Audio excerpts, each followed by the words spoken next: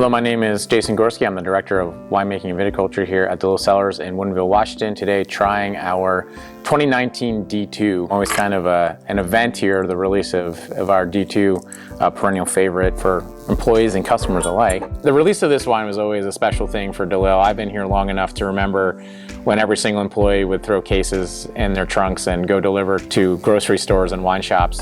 We have a little bit more of this wine now, but the release is still something very special. Back in '92 when we were founded, the goal was to make the best wine we could, and that ended up being Chaleur.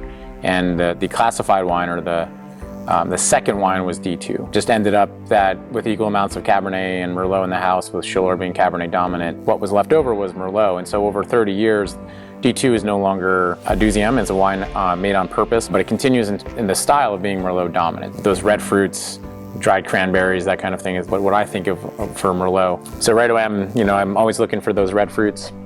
Smell a little bit more Cabernet fruit, but it's starting to coax out some of those red fruits that I mentioned. I'm getting this really enticing oak influence here. Baking spices with the way we always describe it. It's not quite nutmeg, but we're getting some cinnamon, warm, inviting aroma here from the oak, and along with vanilla. And then right now the fruit is just starting to come. The play for the original founders, I think, was a great name, and that is DeLille's second wine, thus the D2. But also there's a road that goes right through the heart of Bordeaux in France. Obviously storied and fantastic wine growing region.